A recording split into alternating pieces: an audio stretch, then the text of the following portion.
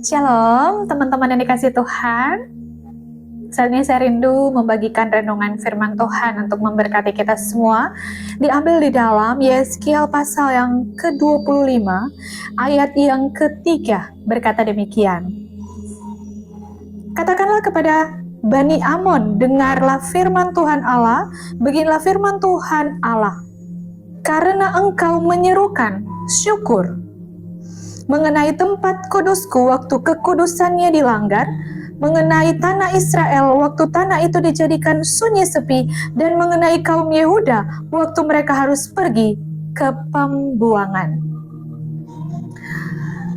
Perikopnya berjudul Nubuat-nubuat melawan bangsa-bangsa. Nubuat melawan Bani Amon. Siapa Bani Amon ini? Bani Amon ini lahir dari keturunan Lot, dari anak bungsunya. Jadi Lot ini adalah sepupu Abraham. Berarti mereka masih dikategorikan saudara. Apa yang bisa kita pelajari dari firman Tuhan pada hari ini? Jangan senang jika kita lihat orang di dalam kesusahan. Teman-teman dikasih Tuhan, Bani Amon ini berkata, syukur ketika dikatakan kaum Yehuda harus pergi ke pembuangan. Kita tahu sendiri bagaimana bangsa Israel ini karena pemberontakan mereka terhadap Tuhan yang tidak mau berbalik dan bertobat. Dan akhirnya Tuhan harus menjatuhkan hukuman agar mereka kembali kepadanya. Itu maksud dan tujuan Tuhan. Tuhan memberi hukuman bukan karena Tuhan membenci, tidak. Tuhan memberi hukuman, mendidik karena Dia mengasihi kita. Jadi firman Tuhan ini mengajarkan kepada kita di dalam perenungan di saat kita memperingati hari kematian Tuhan di atas kayu salib. Bagaimana Tuhan mengasihi kita sehingga Dia yang tidak berdosa rela untuk menebus dosa kita semua. Dosa saya dan dosa teman-teman, dosa saudara-saudara semua. Makna dari perenungan kita pada hari ini mengajarkan kita untuk ketika saudara kita, sahabat kita, atau tetangga kita, keluarga kita yang mengalami proses Tuhan, yang mengalami pergumulan, janganlah kita berkata syukur. Kita kalau melihat orang susah, apalagi orang yang tidak kita sukai, atau mungkin orang itu telah menyakiti hidup kita, dan ketika dia dibentuk dan diproses Tuhan, kita berbangga dan kita berkata syukur atas proses yang Tuhan izinkan pada sesama kita.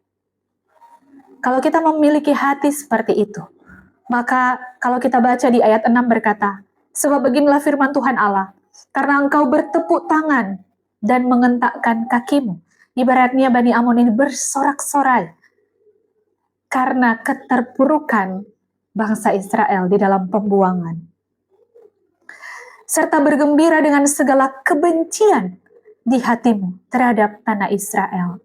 Berarti kita kalau bersyukur dengan kesusahan orang, berarti hati kita adalah hati yang menyimpan kebencian.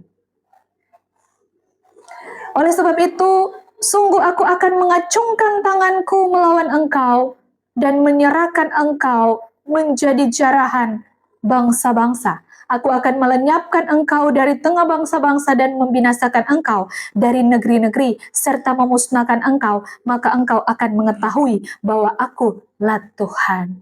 Jadi kalau kita melihat ada orang yang mengalami proses Tuhan, jangan kita berkata syukur. Karena mungkin kita tahu kehidupannya yang jauh dari Tuhan. Tapi kita harusnya merasakan apa yang dia rasakan, berdoa bagi dia, menguatkan dia, agar dia mampu melalui setiap proses yang Tuhan izinkan terjadi. Jangan kita berkata syukur, nanti akhirnya Tuhan akan berbalik dan akan menghukum kita. Karena di mata Tuhan, kita adalah orang-orang yang menyimpan kebencian di hati kita. Coba introspeksi hati kita. Apakah hati kita ketika melihat orang susah, kita malah berkata syukur?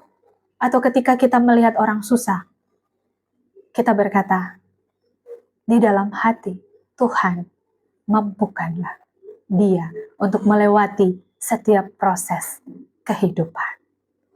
Marilah di perenungan kita hari ini mengajarkan kita untuk tidak berbahagia atas keterpurukan orang. Tapi marilah kita berdoa sama seperti Tuhan yang berkata, ampunilah mereka, sebab mereka tidak tahu apa yang mereka perbuat. Mungkin orang yang terpuruk itu adalah orang yang pernah menyakiti hati kita. Tapi mampukah kita berdoa, Tuhan, sembuhkanlah dia. Atau kita berkata, syukur atas perbuatanmu, maka engkau mengalami setimpal dengan hasil perbuatanmu. Marilah teman-teman, kita berdoa bagi orang-orang yang mungkin di dalam keterpurukan, bahkan orang-orang itu mungkin yang pernah menyakiti hati kita. Kita berdoa bagi mereka, sehingga mereka disembuhkan dan mereka bisa mengalami Tuhan. Dan ketika mereka melihat hidup kita, mereka akan memuliakan Tuhan. Karena Kristus ada di dalam hidup kita. Biarlah perjamuan kudus hari ini bukan hanya sebagai ritual agamawi, tapi ketika kita makan roti dan darah Yesus, dan itu menjadi suatu ungkapan kehidupan kita untuk membawa dimanapun kita pergi dan berada, menjadi saksi Tuhan. Firman Tuhan memberkati kita pada hari ini. Shalom dan God bless you.